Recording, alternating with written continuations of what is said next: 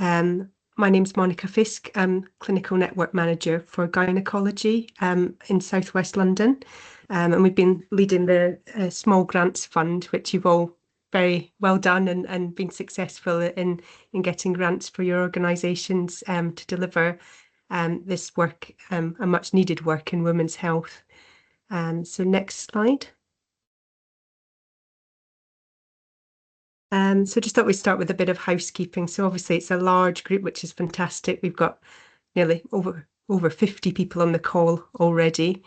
So rather than going around and doing introductions, we thought it would be better if you want to introduce yourself is just popping your name and the organisation that you've come from into the chat, just so that we know who's here. And again, if you can just stay muted, if you can, again, because we're a large group. And if you'd like to ask any questions, then if you're able to, is to use the chat function. Of course, if you're struggling with the chat at all, then if you pop your hand up, what we'll do is at the end of each section, we can give over a bit of time to questions and answers, and we'll go through what's in the chat, or as I say, if anyone's struggling and wants to put up their hand at that point, then we can do it. We are recording the session, so if you would prefer not to be included in that, if you just pop your camera off, then that would be great. And the last point is just about being respectful, which I'm sure you all will be. So it's just mindful that, you know, it's an open space, everyone's experiences and questions matter. And just to bear in mind, feel free to ask anything. No question is a silly question. So yeah, if we just, next slide. So we've got a number of key objectives today. So the first is to understand common women's health issues across their life course. So we're talking about menstruation, menopause, and urogyne, which is your sort of bladder and bowel conditions. About learning key messages about delivering information and education in the community. Hopefully to help everyone build a bit of confidence to discuss what can be often quite sensitive issues for women. And also to help you understand when women need to seek help from the NHS and what support you can provide. So next slide. So what's the role of a health champion? And that's quite a big question, but we've sort of boiled it down to 6 key points. So firstly, it's about being able to act as a trusted community advocate for women's health and well-being. It's really, again, about raising awareness about the 3 conditions, 3 sort of stages in life and conditions there. So about menstruation, menopause, and we've called it pelvic floor health there, because that might be easier for people to understand rather than urogyne. It's about sharing accurate and helpful information, and again, hoping to dispel common myths and stigmas which are present across many communities. And it's about offering peer support, so just being that person who listens, helps encourage open conversations, and can signpost women to the help that they need. And again, it's about connecting women to their local health services and to support networks. So the groups and sessions that you're running, you know, it might be the first time that women have been able to speak openly amongst their peers and feel safe to discuss these topics. And, you know, it might be that after the session they want to keep in contact and they build friendships and a support network around them. Which leads on to point 6 about helping to promote empowerment and confidence in women, and understanding that it's okay to seek help and when to seek out help early as well, if they feel that something's not quite right. So next slide.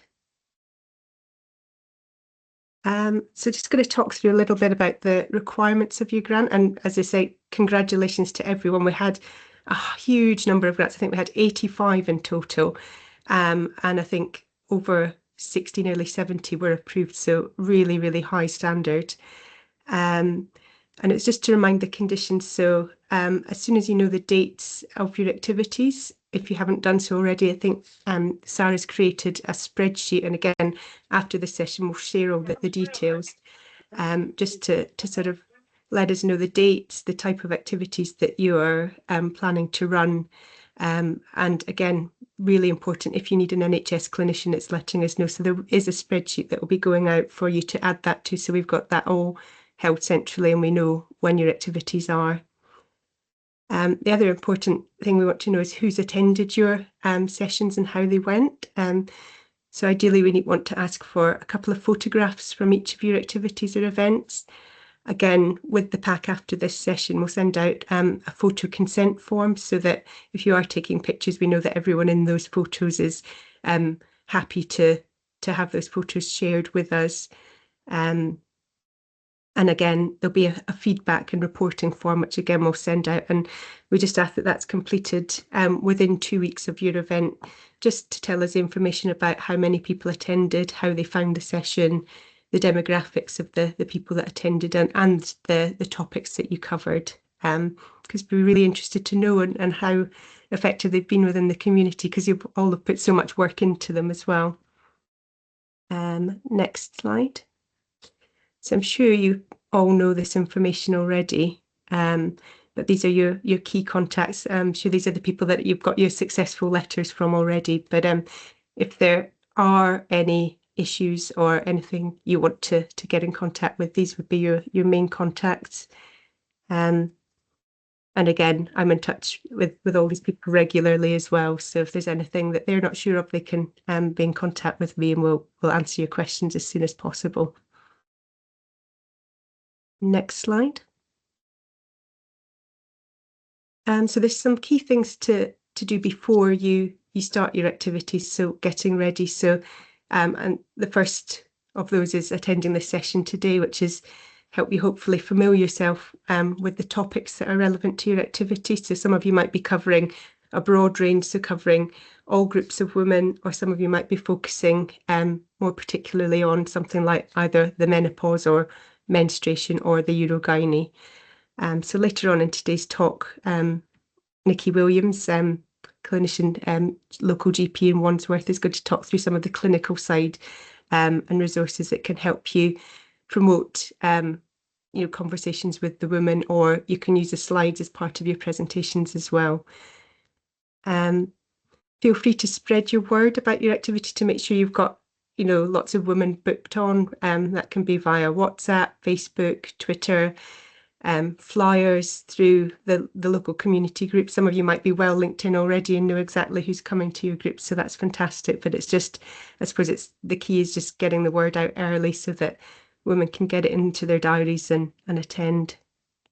And again, just checking in with your voluntary sector leads beforehand, just to make sure you know exactly what you need for reporting, so that you've got everything ready beforehand, and you can be prepared for that. So there's nothing worse than finishing the event and thinking, oh goodness, we forgot to take a register, how many people attended, what were their names, that side of things. So again, just being organised in advance of that.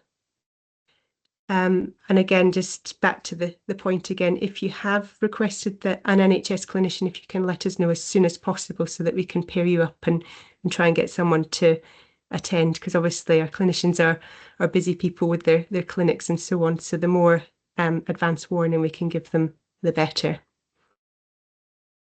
Next slide, please.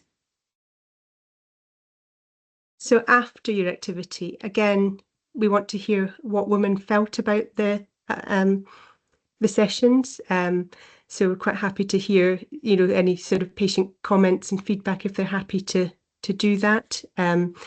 Direct quotes from people who've attended the sessions and what they got out of it are fantastic. The sheet and the links here, but again, we'll post that out after, is just a quick summary of the activity, how many people attended, and the demographics of the people who attended.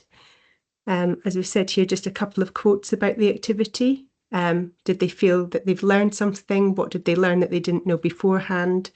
And what might they do differently in future based on the information that you've given? And as I say, ideally 2 photographs that just depict your session and what you did and who was there. Again, feel free to post any photos on social media, again, and just tagging the ICB. And these are the sort of tags here that you can use, again, making sure you've got consent from the women and attendees that they're happy to do that. But as I say, the link to this form will be sent out, so you'll have all that in advance of your sessions. And this is just another document that we'll send out. Again, it's a lot to go through in this session, so we'll send that on for further reading. But it's just a document that was put together by the ICB around having confident conversations and gathering meaningful insight. So again, it's about listening to the communities, helping us to understand their perceptions and their experiences. As I say, when we spoke to a lot of these women previously in the last piece of work we did, they felt that, you know, they weren't often dismissed by healthcare professionals and not listened to. So that's really why we wanted to do this next piece of work and build health champions into the community, so that hopefully they feel that they've got a point of contact, they're being listened to, and know where they need to go for help. So this guide's just really to help you have confident conversations and gather meaningful insight. As I say, it's fairly lengthy, so we don't want to go through it page by page today. But the next couple of slides are just some of the key elements that might help from that document. So some of the key conversation tips, I would say, are just trying to listen to women without appearing either embarrassed or judgmental at all, because as I say, from the previous work that we've done with women, a lot of them have felt that way, especially when they've maybe gone to their doctors or gone to hospital, that, you know, their problem is a silly problem, it doesn't matter, it's just about being a woman. So we're trying to break that down and give them an open place to discuss their feelings and what's happening to them without any of that. Again, it's just being mindful about the language. So again, in a lot of communities, using the phrase "people who menstruate" might be more appropriate than saying "woman," particularly with LGBT groups and so on.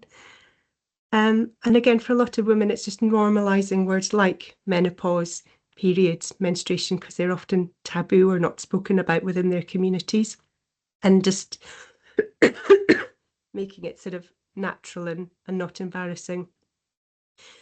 Excuse me a second. I think the next important bit, which is very important, is you're absolutely not there to diagnose these women. It's all about listening and signposting. So if a woman comes to you and says, you know, I've had really painful, heavy periods, what should I do about it? Then the advice would be to seek some medical help, not to try and diagnose yourself. So we don't want anyone to think that you have to diagnose anyone. It's all about listening and signposting appropriately. And again, we've at the end of this pack, and what will be sent out to you after, is a vast amount of information and resources that you can signpost women to from reputable organisations that are NHS approved, that have videos, leaflets and so on about women's health. And again, before your sessions, you might want to print some of these off and have them available, or have the links so that women can use them. So again, as you say, it's about open conversation. So we've got an example here of the sorts of questions that you might want to have as an opener. So as I say, this is what lots of people find periods uncomfortable. Have you spoken to your GP about how it's affecting you? And that hopefully prompts a woman to think, well, no, I haven't actually. Maybe I should make an appointment. And you know, you're taking the woman seriously as well. So next slide.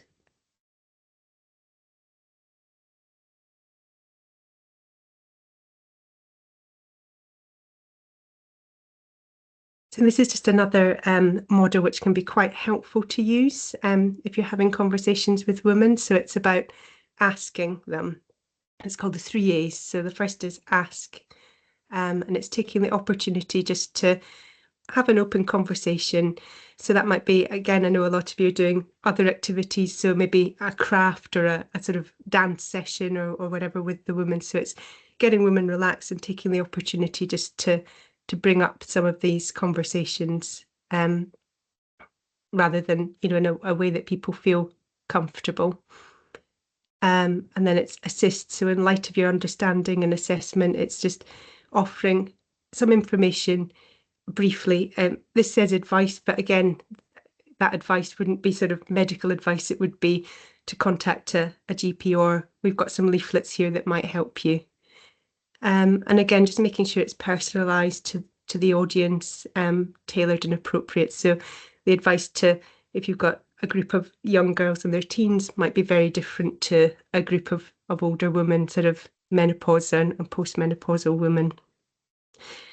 And then the third A is acting. So again, it's encouraging women to use the self-care tools and resources that we're going to share with you, signposting them to services, and just, I suppose, clarifying the next steps and making sure that they're aware that there's nothing to worry about, that most of the time it's the easy fixes, it's nothing sinister that's wrong, but it's important to get those things checked out.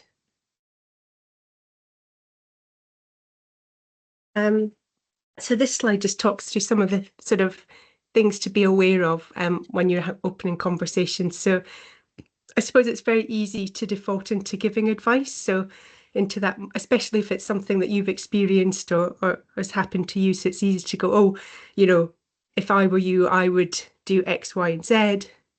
But it's just trying to avoid that, or as well that you're not persuading people. So you're not sort of trying to convince them that, oh, you must go on HRT, it'll change your life. You really, I know you don't want to, but HRT is what you need to do. So it's avoiding that type of conversation.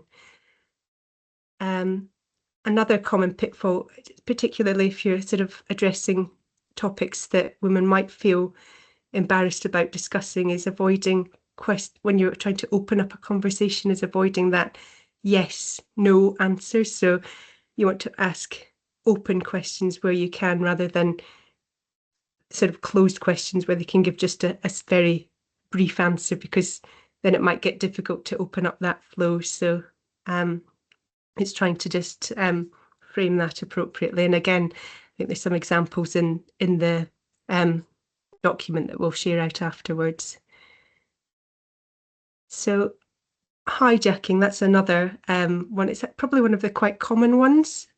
And again, I think it comes from quite a meaningful place. So that's where someone says, oh, I've been having a problem with painful periods, and it's hijacking that and go, oh yeah, I've got that problem too. I've done this, and this. And you're not giving that space for the woman to open up and give her views and opinions.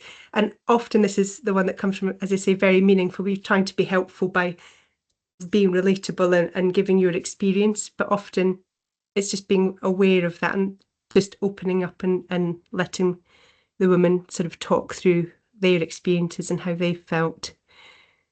Again, it's absolutely not wanting to lecture people. So, again, it's being open and non-judgmental in the way that you're talking, which is, again, a key point here.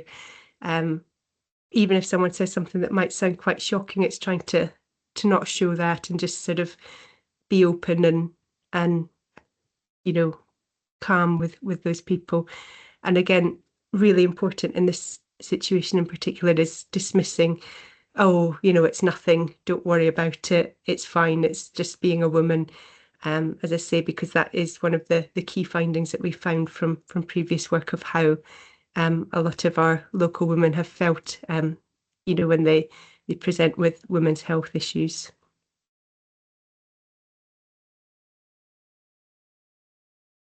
Another very important part of this is sometimes you might be the first person that someone's felt confident in opening up to.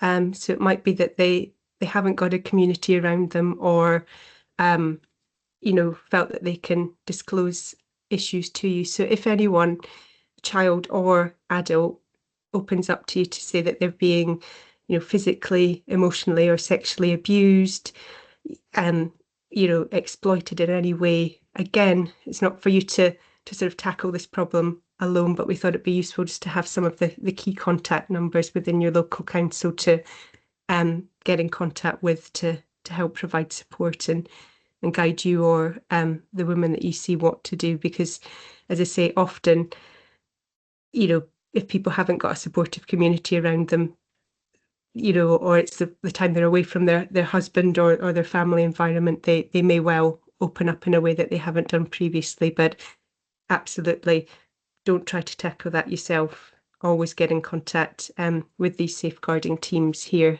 that are listed. And obviously, if it's an emergency, if you think anyone's at immediate harm, then always call 999. So don't let it, drag on. But as I say, it can happen. So it's just being aware. And this is just again about the consent to photography. So we can skip that slide. So with the photos, we've just included some examples of what we would class as good photos of your events. So ideally, if you can, is either get photos of people taking part in activities. So again, if you're doing a session that involves dance or craft, we really want to see the women getting involved with those sessions and enjoying themselves, hopefully. We want to see everyone's faces, ideally, not the back of heads, and ideally just showing the sort of number of people and the types of people that have attended your group. They can be a mixture of posed ones, as we can see here. We've got a couple of sort of posed where everyone's smiling at the camera, or where people are engaged in the activity, or sort of coffee morning or whatever. Again, landscape or portrait's fine, whatever you feel works best. But again, it's just making sure that you've got good lighting. Take lots of photos of your event rather than sort of at the end, getting to the end and thinking, oh goodness, I need to take one. And then, people are looking all different ways, have their eyes closed and so on. So if you've got someone even dedicated to that throughout the session to sort of go around and take photos, that would be great. And again, just making sure that there's no sort of clutter in the background. So sort of boxes or overflowing bins if you've had a coffee morning and that's in the background. It's not so ideal, but yeah, these are some lovely pictures from previous events that have taken place. So these are examples of photos that are less ideal. So in the first one here, it's not very clear. That could be any event, could be a local car boot sale. It's very difficult to know what's happening on those stalls. It'd be much nicer to have a sort of close-up of the stalls, or that truck that's there that's obviously giving some advice to people there. Equally with the other one, we've got no idea what's going on there. We've got the sort of someone's head cut off and then some words on a screen which could say anything or could be anywhere. So as I say, it's not very visually clear what's going on there and how many people attended. So try to avoid that kind of thing if you can. Okay. So that's the sort of end of the being a health champion. The next section is going to go on to cover, menstruation, menopause, and urogynae. So it might be worth to stop and just take a breather there and just see if there's any questions in the chat. I think I saw quite a few coming through. Do you want me to pull them off a bit for you, Monica? That would be great. I've been having a look as we go along. Yep. There's a few questions around photos. So in here, and maybe we need to just perhaps in the pack when we send it later, give a bit more detail on photos. So just going through, sorry, there's a lot of names, so I'm just going back. Just that some people might agree to have to a photo but might not want it on social media. Is that okay? There's one, they will want to know what happens to the photos after they're shared with partners. So like with South West London ICB. So can we know what will happen to the images after? And then one from more about school setting. So in school setting, we can't get a full photo consent. Can we take an action shot from behind? Yeah, I think as well, the school in particular, it's whatever their policies are, is making sure it's abiding by them. So understandable where children and young people are involved, that, either taking a photo of the setup of what the activity is going to be, or say backs of heads is absolutely fine. And there's one, and things like that also, and I'm sure you're going to say anonymous photos, so where we don't show faces, so vulnerable women. Yeah, and another about social media. Yeah, and again, that's the point of the form as well, is just absolutely we need to get permission from women. So anyone who doesn't want to be included, either asking them to step out of the photo or blurring them out of the photo so that they're not shared. The photos, again, they'll be, kept on secure files. They wouldn't be shared any wider. They would all be sort of secure files or, gotten rid of our end after. But again, it's just making sure you've got the consent. And if someone doesn't want to be involved, then absolutely, make sure that they just step out of the photo. And likewise, if people don't want to be shared in social media, there's no pressure to do so. And as I say, if it's a particularly vulnerable group that you're working with, if they don't want to,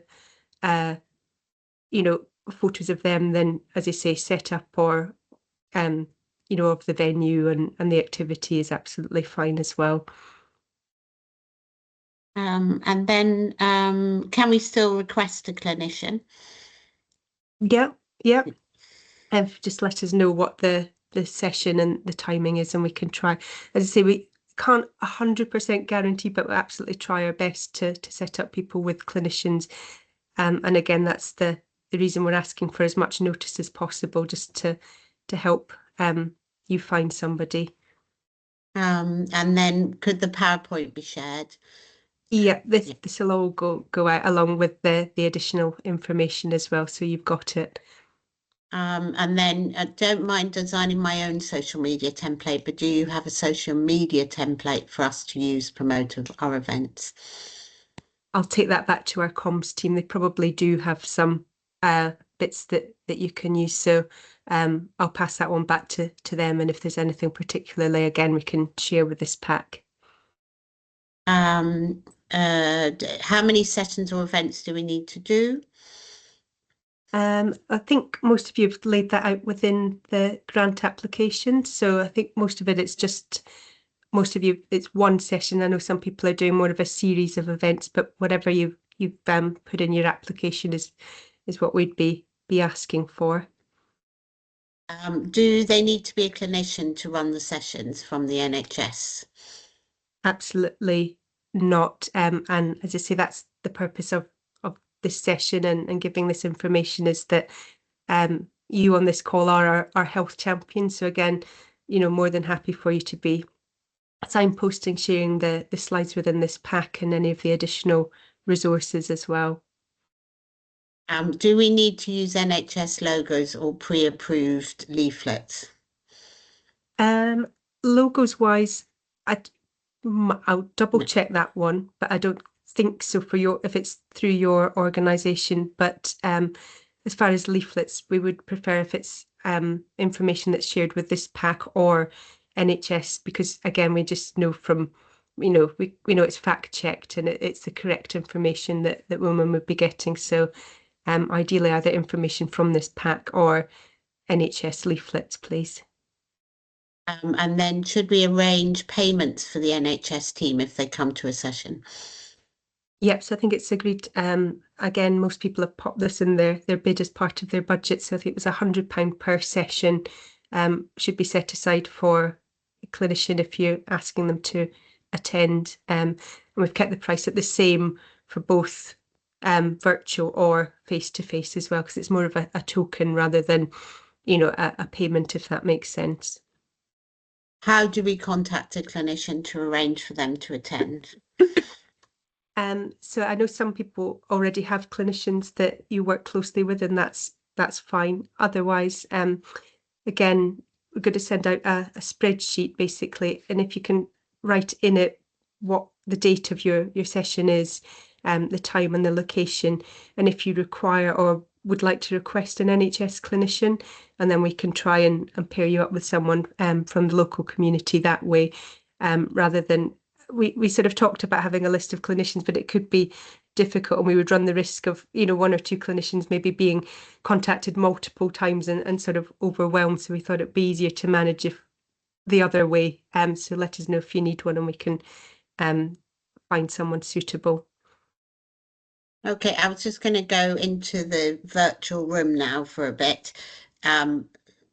Yoga, just going to hands. I think you're on mute. Sorry.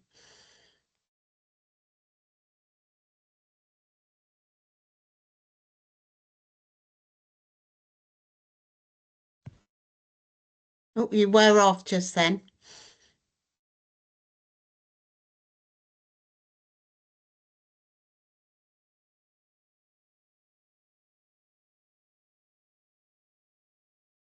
Shall we go to Soran? Apologies if I don't pronounce it correctly, and come back to you, Yoga, when you've...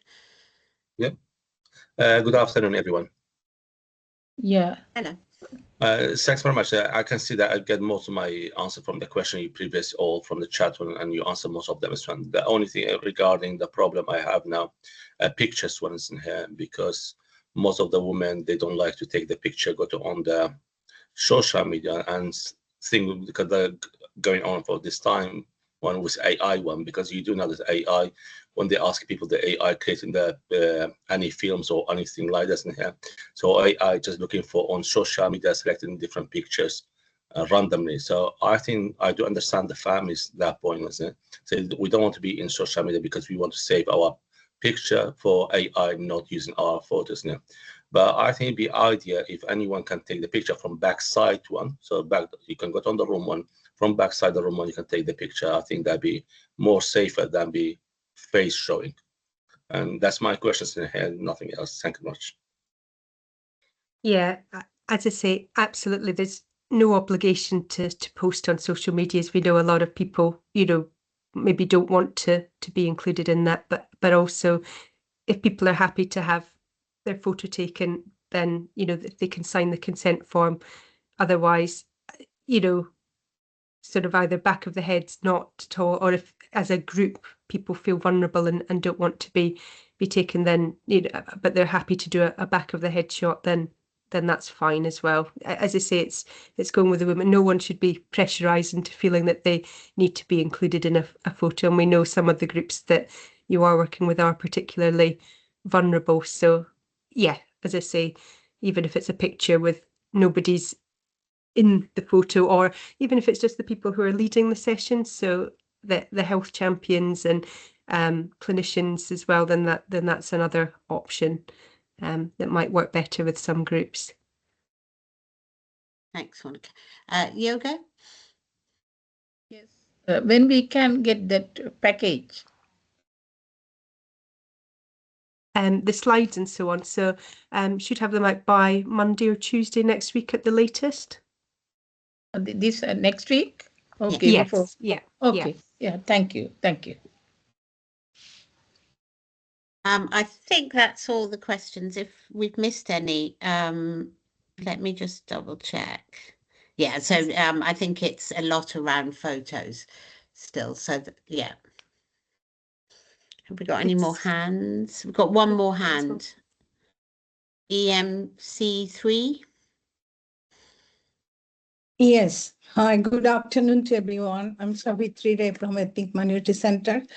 I have two queries. One is, I know by 31st of March, we have to finish the project. And can we do like February, March like that? Because I will be on holiday in January.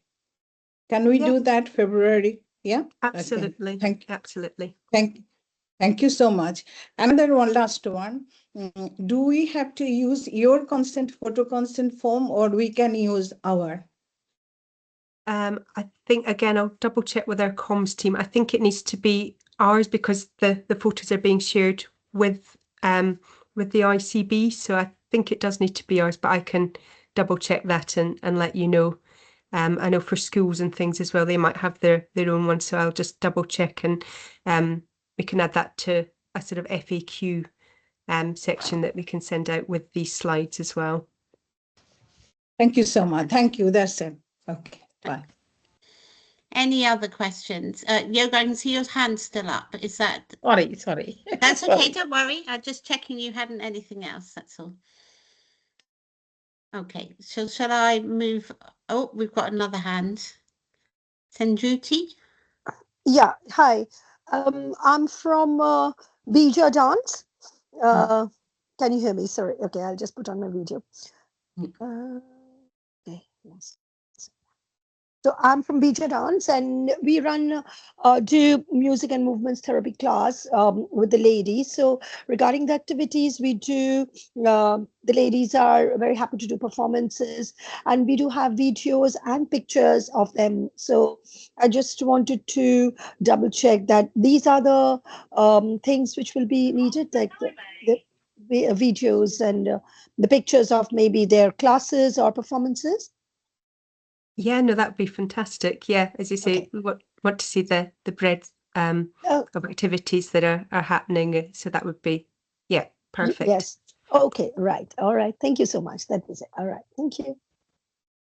And I think there's another question someone's just popped in the chat around if they can't get a GP to attend, can they invite an NHS nurse? Absolutely, as well. Yeah, no problems with that.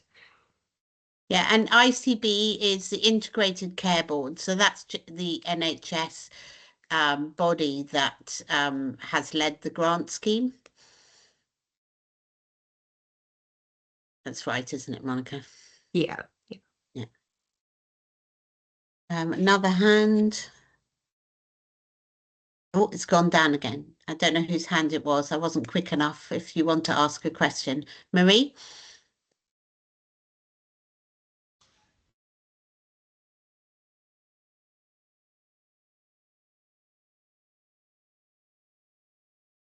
Marie? Don't know if you still want to ask a question.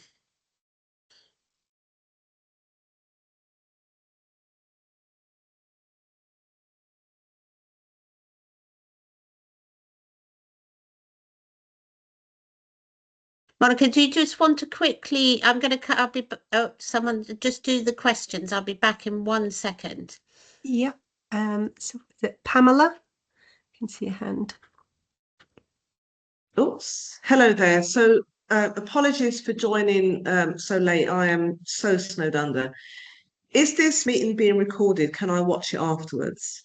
It is being recorded, yeah, absolutely. And there's Thank also you. a second session being planned for January as well, for those that either can't attend today or need to leave early, or again, if you just want a refresher, then there'll be a second session as well. But yes, the recording will go out along with the slides and information, so don't worry.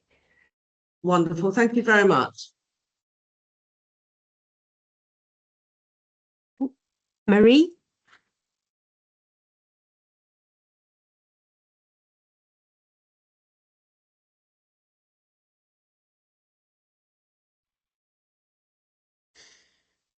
Shall I start on the next section and then if people put questions in the chat, maybe? Does that sound good? That sounds good, yeah. Okay. So hi everyone. So I'm Nikki Williams. I'm a GP in Wandsworth in Battersea, and I am the primary care, so the GP. So thinking about women's health out in community, lead for gynecology in South West London. But I also am the women's health champion for South West London for the ICB, which, as we mentioned before, is the NHS body that commissions health services for South West London. I wasn't going to go through all of these slides in detail, but I'm happy to, if people feel at the end that they would want more explanation on the slides, then I can absolutely do that. What I'm very aware of is that women's health is a lot more than just menstruation, menopause, and pelvic health problems. But we will these are probably the three main issues that women have. So we wanted to concentrate on these three areas. Women's health is much more holistic than that. And actually, being healthy is probably one of the biggest things we want to try and promote for women, is to look after themselves, because that then enables them to be in a position to look after others, to go to work, to do all the things that they want to do. So part of it as well is promoting, healthy living, one of the biggest risk factors, so causes of people having gynecology problems, is if women are overweight and things like that. So it's important that we reiterate that. But as I said, we're wanting to focus on these three main areas. So menstruation is bleeding that happens, so it's periods, and I think people sort of fail to recognize that the periods are a huge part of women's life, and I can't see everyone on the screen, but I imagine most people on here are women. There are a few men. I've heard a male voice. But, there aren't many things that happen to people as often as periods. So, if you think about the fact you have a period once a month, so 12 a year for about 40 years of a woman's life, that's a lot of periods. And if those periods are very heavy or cause a lot of pain, and that goes on for 2 to 3 days every month, that's a lot of time out of someone's year. That's almost a month of the year where some women can't function, can't do what they need to do. So what we discovered on the previous work we were doing was that there's a lot of variation in the understanding of periods and what periods are, and we shouldn't assume that people learned at school the basics about periods, and we need to make sure people do understand what they are, what they mean, that they are a normal part of menstrual cycle, and there's some of the detail are here. Next slide, please. And then there's some things that come around periods. So I mentioned heavy periods and period pain. There's also premenstrual tension or syndrome. So there can be mood changes, tiredness, tender breast, headache and bloating that usually occur before a period and get better when a period actually comes. And then there are some simple things that people can do to support your periods, like hot water bottles, gentle exercise, rest, over-the-counter pain relief. What I wanted to try, next slide, please, Amy. And then this is heavy periods and gives you a bit of detail about, what's a normal period and what isn't. So, every woman bleeds, well, most women bleed once a month. When they're not pregnant and they're not on contraception that stops them bleeding, but your bleeding should be manageable. And if you are bleeding, leaking through your clothes, if you're having to change your pads or tampons more than every 1 to 2 hours, if you're having to wake up during the night to change it, if you're seeing large blood clots, then that's not normal. So if it is affecting your day-to-day life, then that's not normal. And these women should seek some advice from their GP or other healthcare professionals. Next slide. And then we talk a bit about irregular periods and what that would be, missed periods as well, and when people should seek help. Next slide. And then this is a bit of details of when people should seek help. Next slide. I'm going to stop here for a second because, Amy, do you mind taking down the slides for 1 minute? Is that all right? Because I'm going to share a video now, because I think it probably illustrates better than I can a little bit of what I mean about periods and, how women suffer and how people take a long time to get the help they need. This comes from a campaign called Just a Period, and probably stems from some of the feedback women was similar, where women are just told it's just a period, that it's one of those things and you just have to put up with it. Bear with me a second, and please tell me if you can't see this. Monica, if you could just tell me if it doesn't share or that there isn't sound.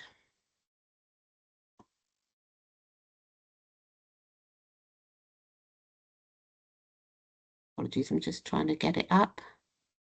Is that there? Can people see that? Yeah.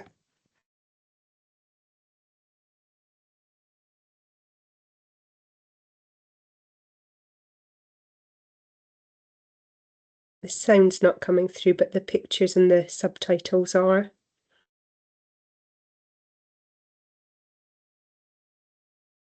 So is the sound not coming? No. Shall I try again? It was earlier, wasn't it, when we practiced? Try again, see. There's subtitles at least that talks through it. Be nice if it would. Mm. Just see if I can get it to share the sound. Is it coming through now?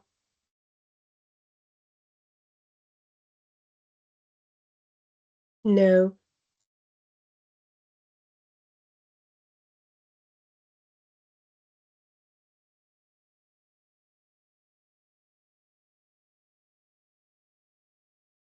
You can still just see the video.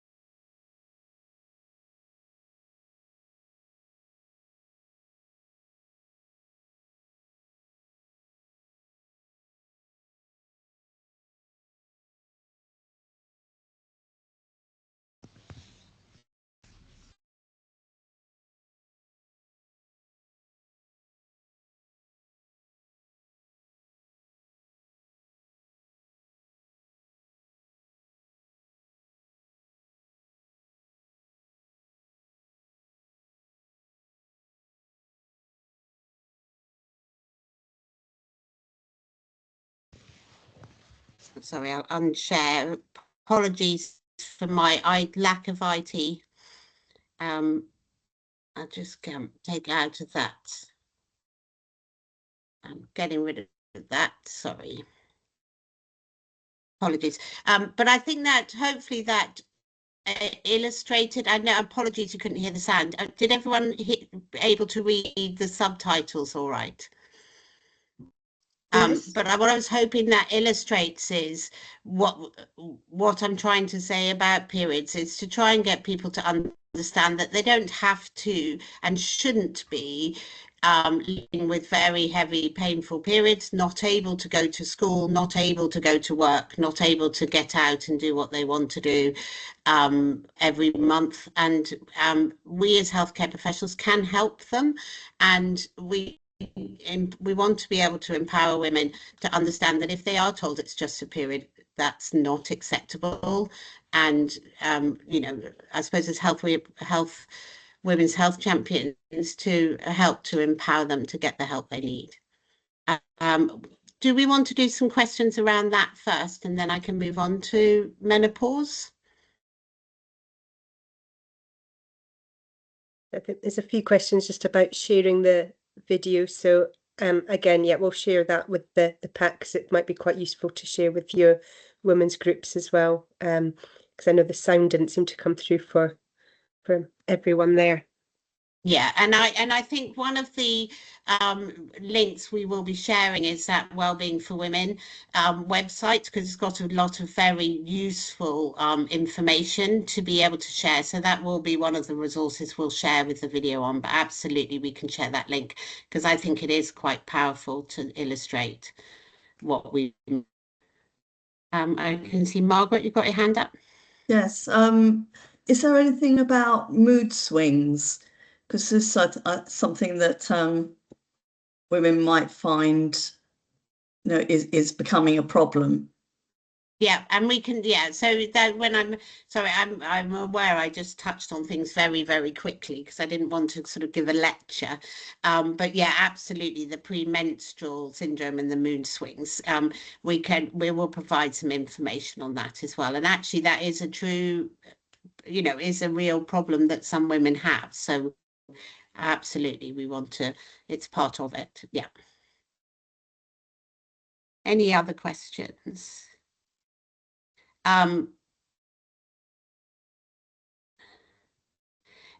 Pharmacists, absolutely. I can see in the chat that absolutely we can signpost to pharmacists, and actually we are doing a project at the moment around menopause and pharmacists and upskilling them to have conversations, because we want people to be able to go to any healthcare professional that they feel comfortable going to if they don't want to go to a GP.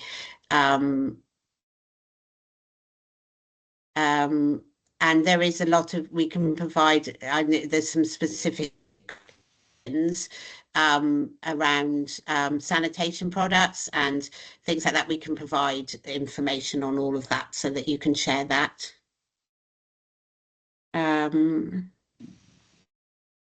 Young women, there are some stuff, but yeah, we'll look at all of these and make sure we try and provide a breadth of resources around periods and menstruation.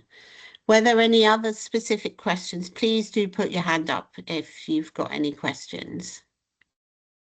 I think there's a few more in the chat, just one around facilitators who can discuss fibroids and endometriosis with attendees. Yep, and we can absolutely, what we can do is when we provide clinicians, almost pretty much all of them will be able to discuss common women's health issues such as fibroids and endometriosis. And then more about our young people are creating a video. We will do our own desktop research, but do you have a list of resources for young women, video support sites, so that we can signpost to existing things? And I can answer that yes, we'll have that included in our pack of resources as well, some ones that are particularly good, especially for younger women.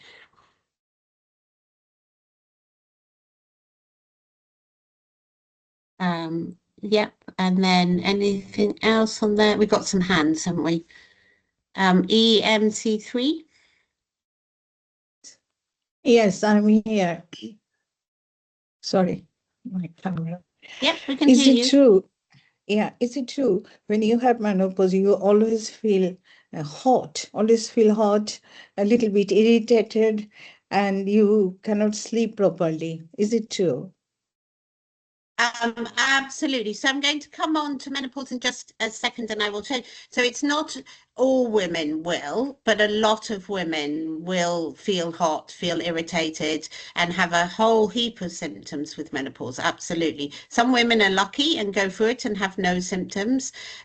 Some women probably don't tell us they have symptoms, so we think they don't have any, but they're living with them and don't recognize that actually it's the menopause that's causing those symptoms. Thank you. Absolutely. Thank you so much. Celestina, sorry, my apologies for. It's fine. Hi, Celestina from Floating Counselling. The workshops that we have to deliver, does NHS professionals have to be in each of them, or can we just signpost people to them? No, you don't need to, absolutely. If it, sometimes when we've done previous pieces of work before, groups have told us that maybe that's not helpful to have someone there, and that people may be more open with that. And absolutely, it's for you to decide if it would be helpful to have someone there. Sanctuary for Sister, I saw your hand was up and then it went down. I don't know if you had a question. Yeah, this is for like the younger generation. As a youth worker, a lot of girls would say that they have bad periods. Teachers don't believe them, thinking that they're skiving off school. What advice can these young girls say to their teachers that they are suffering from bad period pains and heavy periods? So I think, I suppose the first thing I would say, and I would say this as a GP, is that if they are having to miss school because of heavy, painful periods, that they should see a doctor about it, or some healthcare professional. They can go to a pharmacy or go and see the practice nurse, because periods shouldn't mean you can't go to school.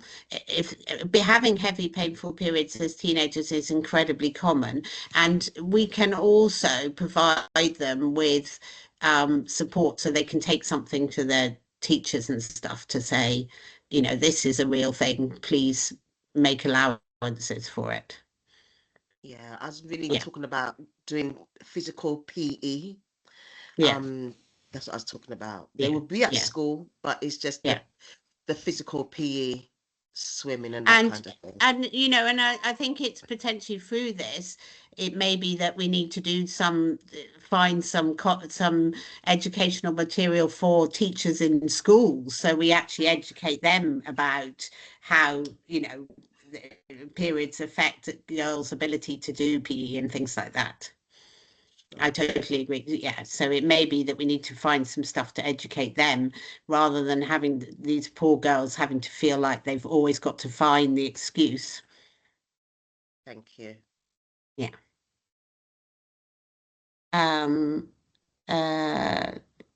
Just going through some of the questions. Yoga, did you have a question? I just know your hand is still up. Yeah, it's okay. All the information are very good. But is it, I don't know how to contact for the practitioner. It's very difficult for me. To contact your GP practice? Yeah, no, for the workshop, any specialist. Okay. Yeah, anyone want to come and do it. Not every class, so once in a month, they will pop in and do it.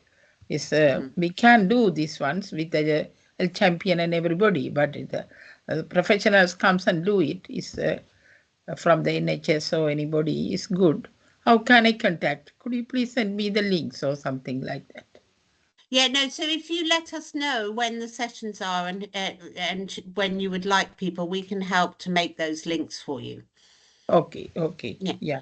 When we make the leaflet, can I send it to you? Yeah, you can send, yeah. So I think we'll, I don't know, Monica, how we're planning to do that. Okay, yeah, thank you. We get asked about getting the health information in different languages. So I think we're trying to find as much information as we can in different languages to be able to share. Is it okay? We can do it in English. We can manage to translate that one. That is not a problem. But professional way is good. Yeah.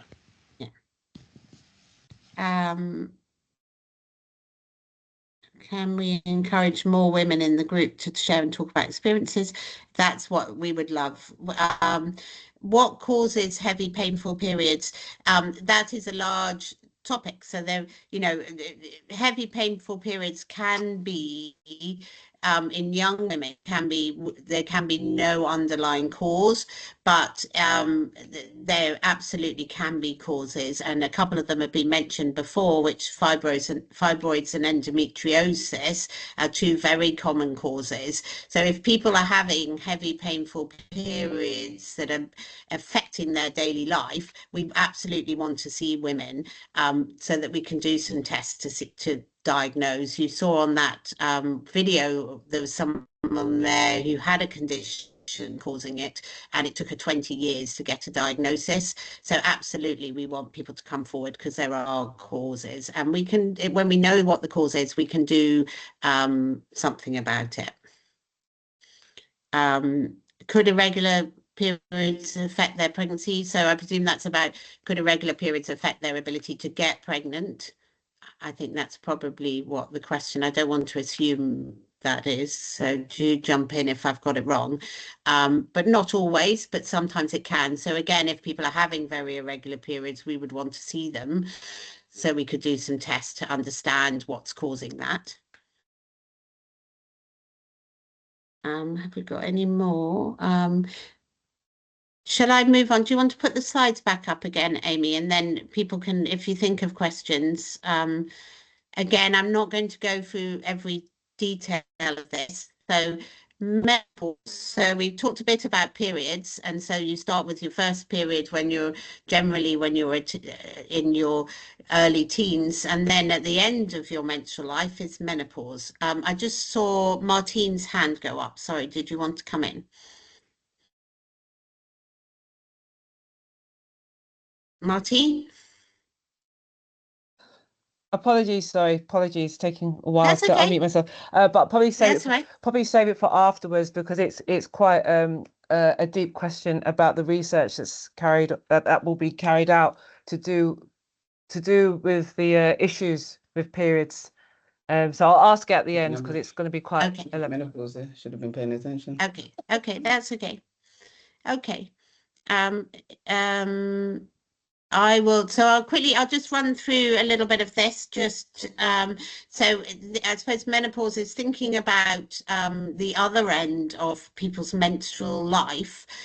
So this is menopause is the natural end of your menstrual periods. So when people stop bleeding, and this usually occurs between 45 and 55 years old, although it can be earlier and can be later than that.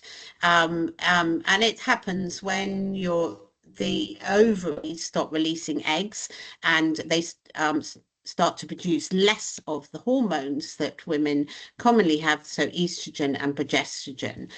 Perimenopause is a term that's also used, and that's the sort of transition phase before periods stop completely. And so often what will happen is that before people get to the menopause, they start noticing that their periods are changing and not the same. So they've always had a regular period. It's always come every 28 days, and it's always been fairly similar.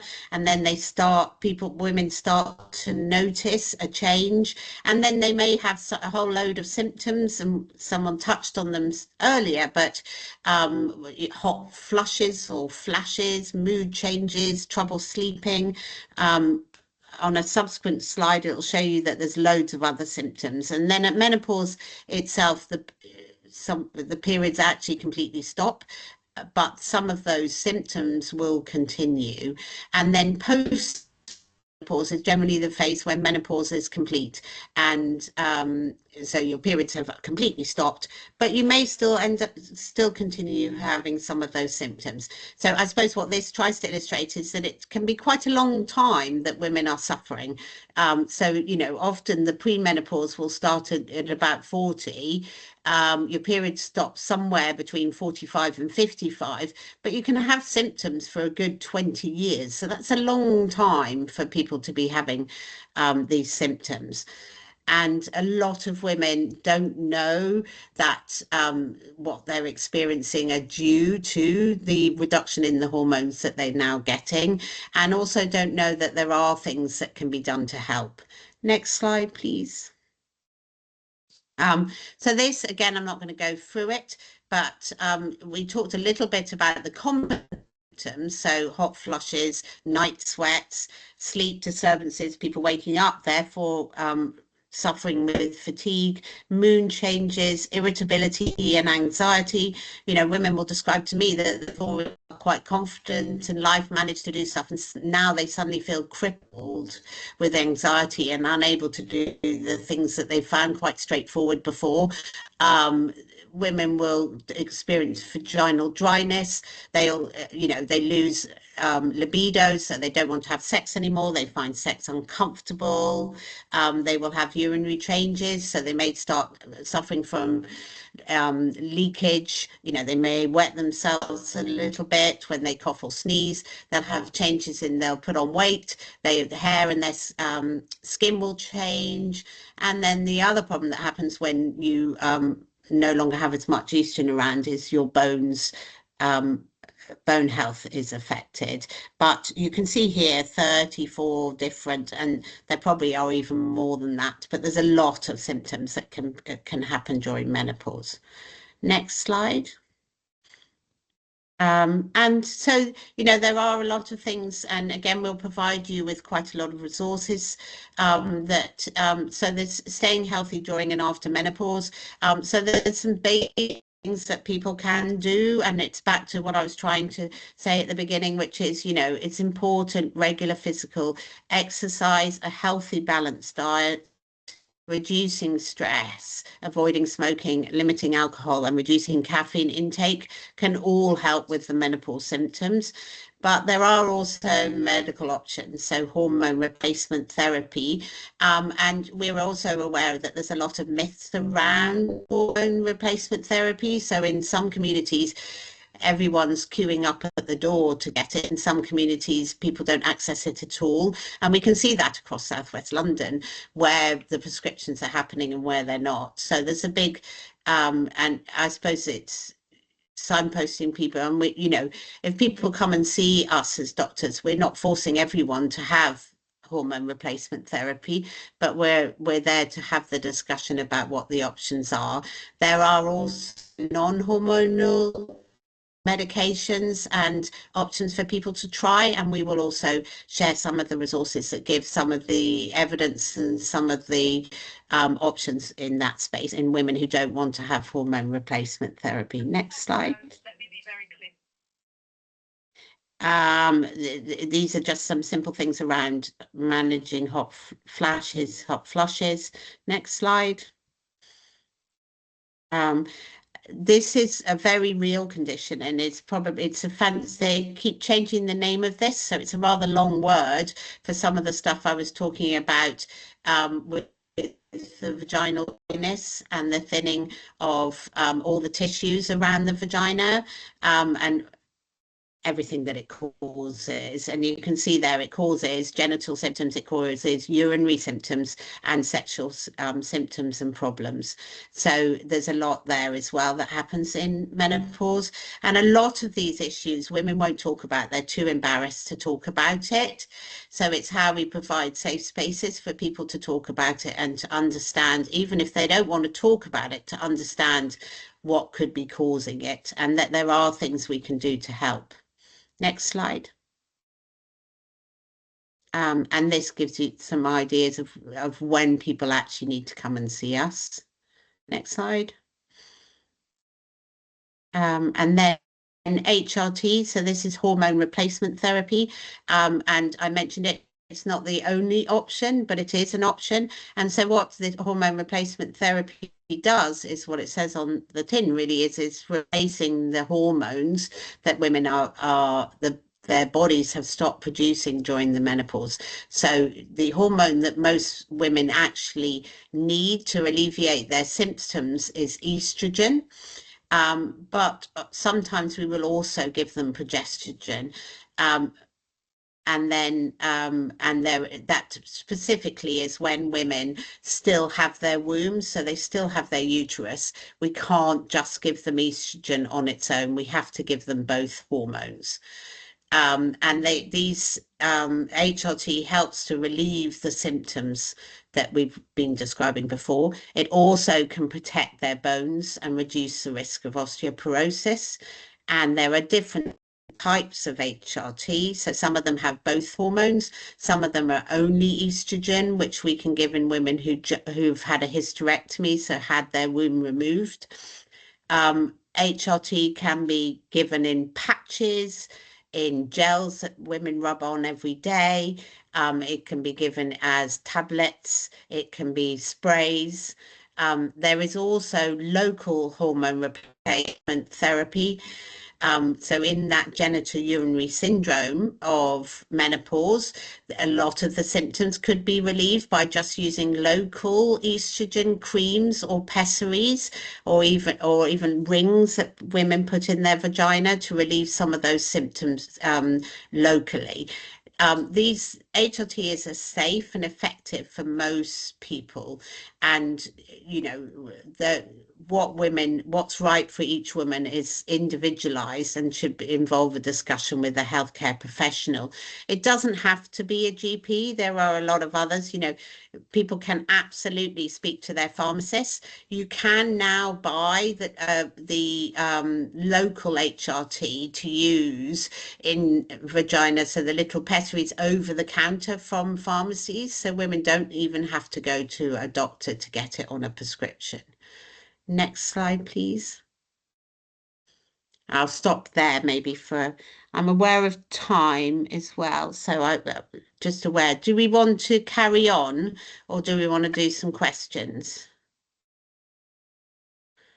What do you think, Monica? Should I do urogynae and then should we do all the questions at the end? Yeah, and also to say, just in the interest of time, we'll also be sending out an FAQ from all the questions, so we can gather up all the questions that are in the chat and work through that as well. So yeah, so I'll quickly whiz through. I'll try and be a bit quicker, so I'm doing less talking. We've got more time for discussion. So urogynecology is all about sort of gynecology of the urinary tract. So it kind of focuses on more the bladder, I would say, and the bowel, rather than the sort of bleeding and the uterus and vagina and those sorts of things. So it's a term, so your pelvic floor is basically, the diagram describes it here. It's the next slide, I think. Can we have the next slide, please, Amy, and then we'll come back to this one. So the pelvic floor is basically the muscles that support your bladder, bowel, and your womb. Okay, so they help with controlling peeing, pooing, and sexual function. And through a woman's life course, they will weaken, a bit like every other muscle. So if you don't use them properly, or they get damaged, so in childbirth, as people get older, muscles get weaker. With heavy lifting, they can get weaker. If people are overweight, they're putting more pressure on them, they can get weaker. And with menopause, with the change in hormones, they get weaker. Can we go back to the previous slide, Amy? Sorry. And problems with women's pelvic floor leads to leaking of urine, feeling that something's coming down, so a pressure or a heaviness in the pelvis. Really sadly, we know that 1 in 3 women over 60 leak urine, and people are probably out of all of these issues, and you can correct me if you think I'm wrong, but it's probably the one that people are most embarrassed about and won't come to GPs about, and won't talk about, and just feel like they have to accept it as normal. But there is help available, and we really want to try and help some of these women, because people stop doing stuff because they're afraid of where the loo would be and whether they can make it. Next slide. And next one, sorry. And just this gives some of the same information. Next one. And there's things that people can do themselves. I won't spend a lot of time on that, so we can have some questions. Next one. And here just outlines some of the treatments. So there's lifestyle changes, so keeping your bowels healthy, losing weight, eating enough fat, all sorts of things. And then there's physiotherapy that can help, which strengthens those muscles back up again.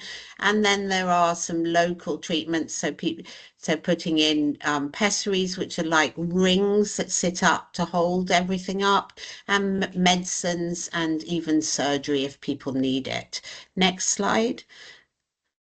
But what we did develop when we discovered this, I find quite horrible statistic of 1 in 3 women leaking urine, was to develop a self-management app for pelvic health. Because we know a lot of women won't come forward.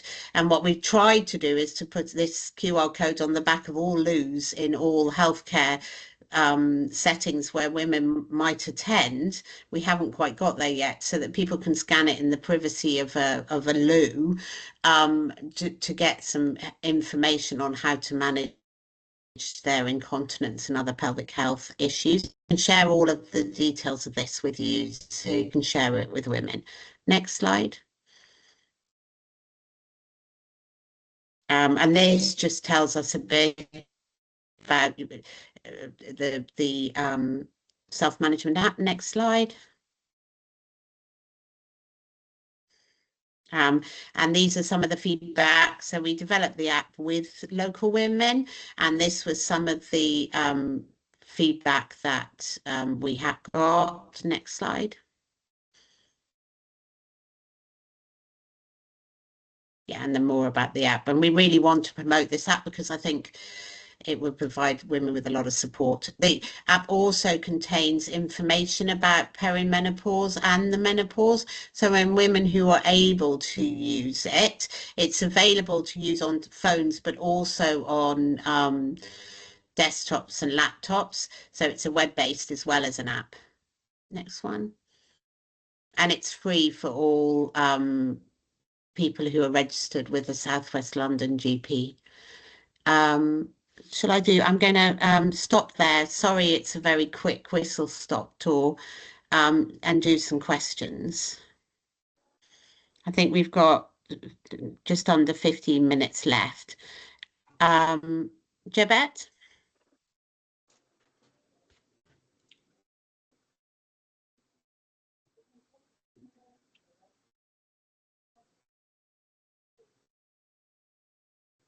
Don't know if she can get off mute. Yoga, you're still up with your hand. Sorry. That's okay, Sorry yeah. about that. I Yes, didn't realise. My name's Janet. It was a clerical error when I was typing my name in. But I wanted to say, you made mention about postmenopausal and some of the symptoms you can have up to 20 years. I would like to stress it's really important that women do recognise that if you have postmenopausal bleeding, they need to seek medical attention. Of course, they may need to be, as you are aware, fast-tracked. You did mention in one of your slides about postmenopausal bleeding, one of the symptoms, but this is a symptom not to be taken lightly. So that message really needs to be reinforced.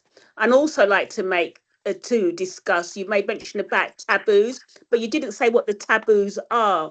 And as women champions, we need to know these taboos. So when we see them, we can recognise and we can signpost and so forth. Okay, yeah, no, totally, absolutely. So postmenopausal bleeding, so after people have not had a period for 1 year, postmenopausal bleeding be a sign of endometrial cancer, so cancer of the lining of the womb. So women, absolutely, women who have bleeding after they've not had a period for 1 year do absolutely need to see a doctor and potentially be referred on fast-tracked, as you said, for further investigations. Now, it would be difficult to list all the taboos, and perhaps people who work in communities probably know more of them than I do as a GP working, but there's a lot of misconception about the risk of breast cancer associated with it's probably the biggest one around the use of hormone replacement therapy is probably in one of the big sort of it's not a myth because there is some risk associated, but I think it's big fear of breast cancer with HRT is one of the reasons why people don't take it, and we can absolutely provide some information to help with those sorts of discussions and decision making. But clinicians who have the discussion with women about HRT should provide people with the information to allow them to make an informed choice as to whether they want to take it or not. Thank you. Yeah. Martine? Yes, thank you. Yeah, I was paying attention before. I just want to link it into the menopause. Yeah. So just put it out there, whoever made that comment, I was paying attention. I'm coming from a PT background, and what I noticed with women and young girls, because I'm a sports coach as well, those who are less active, their period pains are the symptoms that you described, the aching, Some of them are either too heavy or it's not enough because of the stress, or not being active enough to regulate their hormones, to regulate their body, to have whatever a normal is, a good period, a good menstrual cycle flow. And then with the women who were premenopausal, I noticed that some who were exercising regularly, who were doing a lot of weight training. So this is the crux of my point about the research that you go into. A lot of women that I've noticed who do, of many different cultures as well, who do weight training seem to have a good management of their cycle, leading from finishing their period into perimenopause and then menopause and then post-menopause, because they've been consistent. So with your research, to what extent do you go to with taking a group of girls from a background doing little activity to another group of girls with a different background? Because sometimes it really does vary with the evidence, and it's quite hard to pinpoint.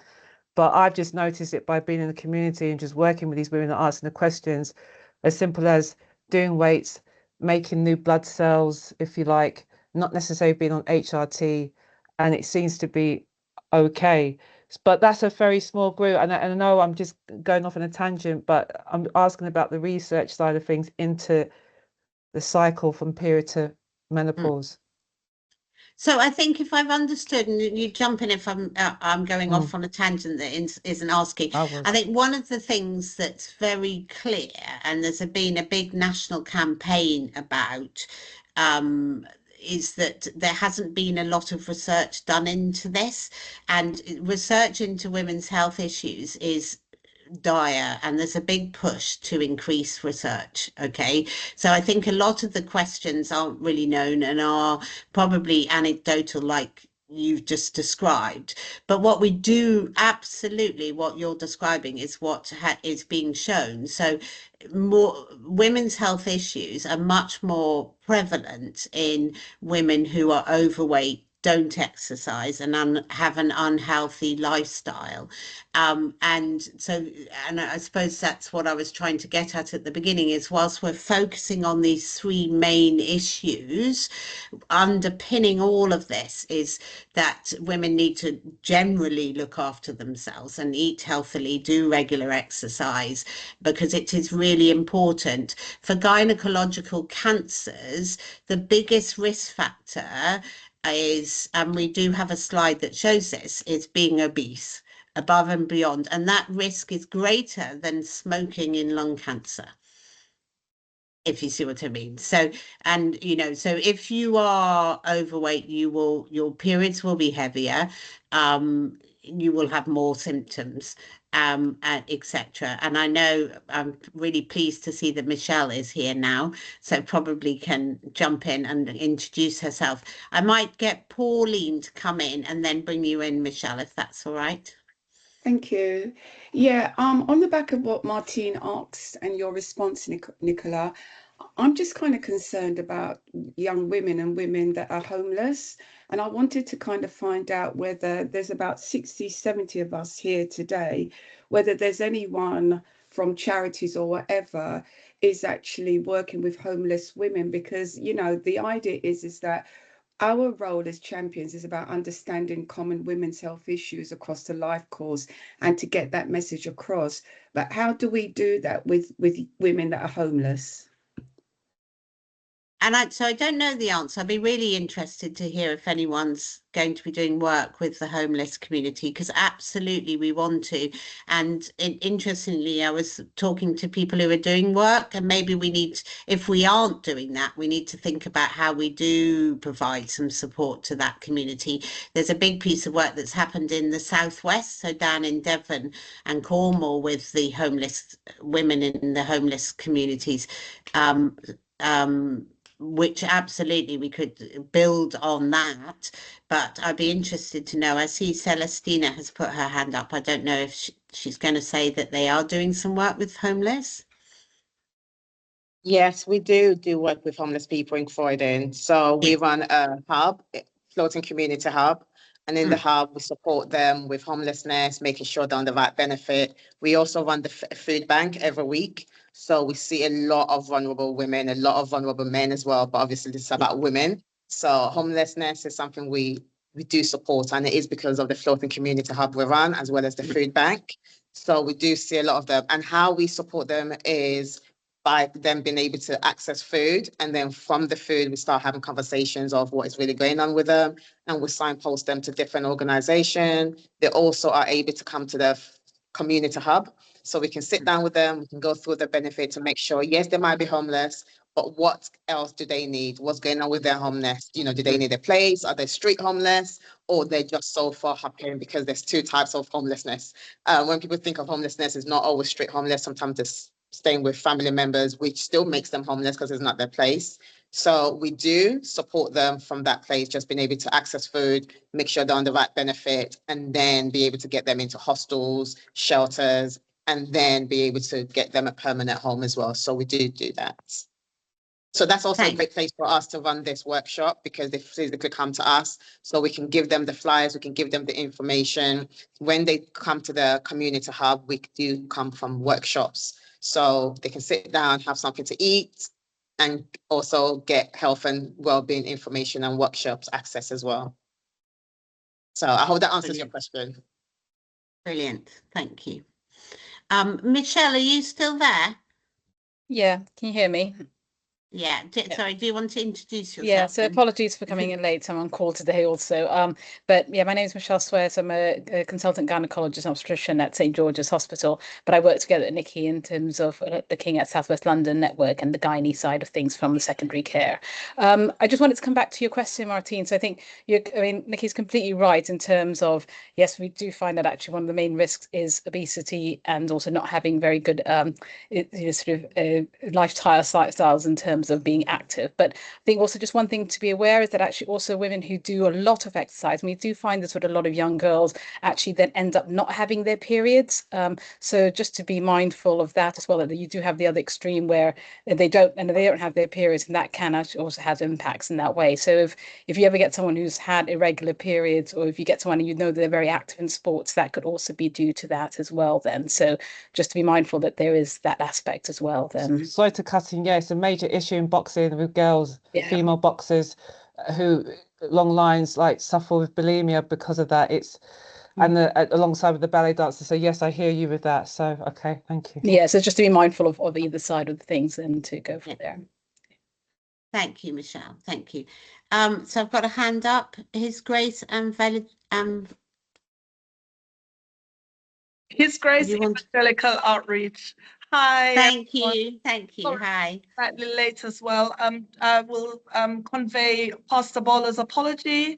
Pastor wasn't here at this present moment, but she will be listening to the recording. It was about the question of, is there anyone who supports homeless women? His Grace Evangelical Outreach does support homelessness in the community for both men and women. And we operate from a holistic point of view, food bank likewise, and also from mental health support. We do run a hub on Tuesdays as well. So ladies in the community do know to come, or they'll be referred to us. And everything from cause of homelessness, resolving homelessness, and also helping with a lot of the issues that was mentioned here today. And so this is very informative and fantastic. The information is fantastic for us as an organization. But yes, we're one of the organizations that does help with ladies' homelessness. In answer to the question that was raised. Thank you. Thank you very much. Anything else? I've just to follow on from what Monica said earlier, we will do some frequently asked questions and we'll go through the chat. And if we've missed anything, apologies. It's difficult in an hour and a half to cover. It's a huge area, isn't it? It's absolutely massive. So hopefully you all find it helpful, and we will do that. Monica, was there anything you wanted? I'm aware it's 3:30, so anything else you wanted to add at the end? think my only thing was, I know it's as well sometimes hard to think of the questions on the spot. So if anything does come to mind, if you go to your voluntary sector leads and they can pass the questions on to us, and we can get in touch or add it to our FAQs as well. And the other thing, we will be doing another session. We haven't got the date fixed yet, but we're going to do another similar session in January. If anyone's got any, we welcome feedback, be it positive or negative is probably the wrong word, but anything you think would be more helpful to have, less helpful to have, anything like that, then please say. And we'll do another session in January if that will be helpful, and we'll share the date of that as soon as we've got it set. Thank you so much for coming. Thank you. Thank you. Thank you. Take care. Bye. Thank you. Bye-bye. Bye. You. Bye. Thank you. Thank you so much. Thank you. Have a great day. Bye. Bye. Thank you. Bye. Bye.